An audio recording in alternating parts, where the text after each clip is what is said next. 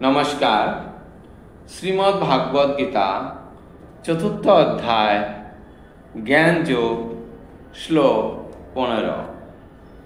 एवं ज्ञाताकितं कर्म पूर्वैरपि मुमुक्षुभिः कुरु कर्मैव तस्मात्तं पूर्वै पूर्वतरं कृतम्।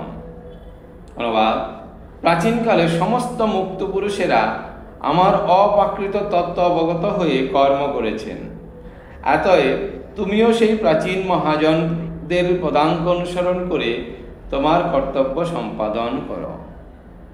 তাৎপর্য: পৃথিবীতে দুই শ্রেণীর মানুষ আছে।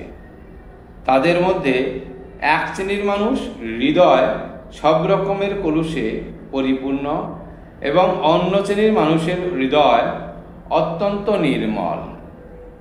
কৃষ্ণ ভাবনামৃত উভয় শ্রেণীর মানুষেরই হিত সাধন করে। যাদের হৃদয় কলুষে পরিপূর্ণ তারা কৃষ্ণ ভাবনার পন্থা অবলম্বনপূর্বক বিধিভক্তির অনুশীলন করে তাদের হৃদয়কে পরিষ্কার করতে পারে। আর স্বাভাবিকভাবেই কলুষমুক্ত মানুষেরা একই কৃষ্ণ ভাবনার অনুশীলন করতে পারে, যাতে অন্য মানুষেরা তাদের দৃষ্টান্তমূলক কার্যকলাপ অনুসরণ করে উপকৃত হতে পারে।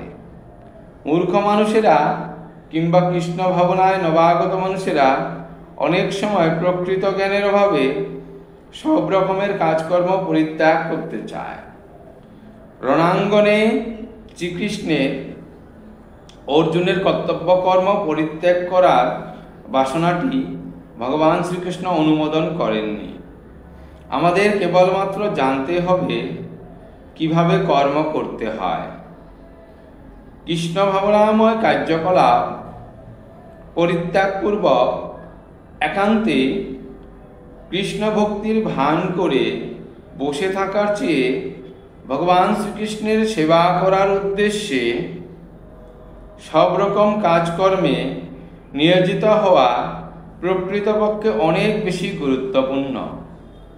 তাই ভগবান অর্জুনকে এখানে নির্দেশ দিয়েছেন পূর্বোল্লেখিত সূর্যদেব বিবস্বান আদি তার ভক্তবৃন্দের পদাঙ্ক অনুসরণ করে কৃষ্ণ ভাবনাময় কার্যকলাপে নিয়োজিত হতে। পরমেশ্বর ভগবান তার অতীতের সমস্ত কার্যকলাপ সম্বন্ধে অবগত এবং অতীতে ভক্তিযোগে তার সেবায় নিয়োজিত ভক্তবৃন্দের সম্বন্ধেও তিনি অবগত। তাই তিনি সূর্যদেবের কার্যকলাপের দৃষ্টান্ত দিয়েছেন, যিনি কোটি কোটি বছর পূর্বে ভগবানের কাছ থেকে এই কৌশল আয়ত্ত করেছিলেন। ভগবান শ্রীকৃষ্ণের এই সমস্ত শিষ্যসমূহকে এখানে মুক্ত পুরুষ বলে উল্লেখ করা হয়েছে, যারা শ্রীকৃষ্ণের নির্দেশ অনুসারে তার সেবায় রত থাকেন। ধন্যবাদ।